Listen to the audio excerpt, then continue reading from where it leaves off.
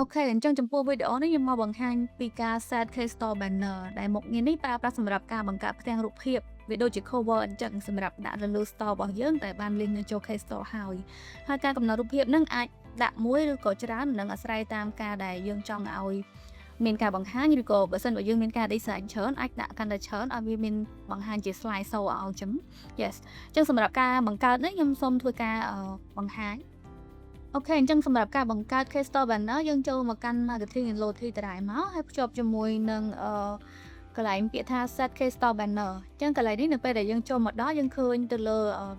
រូបភាពដែលខ្ញុំបានកំណត់រួចរាល់មានលេខ10មានលេខ20កន្លែង Sort Editing មានន័យថាបង្ហាញ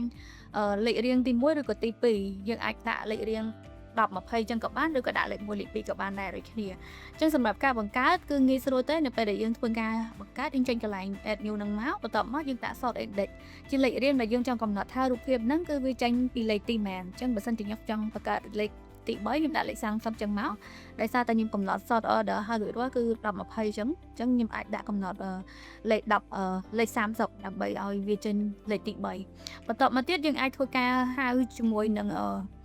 រូបភាពដែលយើងចង់ដាក់មកអញ្ចឹងខ្ញុំអត់មានរូបភាពទេខ្ញុំដាក់រូបភាពដដែលនៅពេលដែលយើងប្រើចូលរូបភាពរួចរាល់យើងអាចកំណត់ memo ឬក៏អត់កំណត់ក៏បានដែរហើយវានឹង active ធម្មតាហើយយើង save ទុកមកបានហើយអញ្ចឹងនៅពេលដែលយើង save ទុករួចរាល់វានឹងបង្ហាញមានលេខរៀងទី10ទី20ទី30អញ្ចឹងរូបណាមានរូបភាពអីអាចចូលទៅ view បានម្ដងទៀតនៅខាងក្នុងហ្នឹងដោយសារតែខ្ញុំអត់មានរូបភាពខ្ញុំដាក់រូបភាពដដែលហើយខ្ញុំសូមបង្ហាញជាមួយនឹងនៅពេលដែលយើងដាក់ហើយវាបង្ហាញនៅណានៅលើ Case Store របស់យើងអូខេអញ្ចឹងនៅពេលដែលយើងចូលមកមើល Case Store ខ្ញុំសូមបង្ហាញជាមួយនឹង store ផ្សេងដោយសារតែ store របស់ខ្ញុំមិនហ្នឹងវាអត់ស្អាតនៅក្នុង Case Store ទេនៅពេលដែលយើងចូលមកដល់នេះកន្លែងតែយើងអាចមើលបាននេះជាកន្លែង banner ហ្នឹងហើយអញ្ចឹងនៅពេលដែលយើងវាទៅលើការដាក់រូបភាព1 2 3វានឹង slide 1 2 3បែបហ្នឹងវានឹង slide 1 2 3ទៅលើហ្នឹងអញ្ចឹងបើយើងមានរូប3អា1 2 3ហ្នឹងវាលំដាប់តាមលេខរៀងដែលយើងបានកំណត់ដូចគ្នា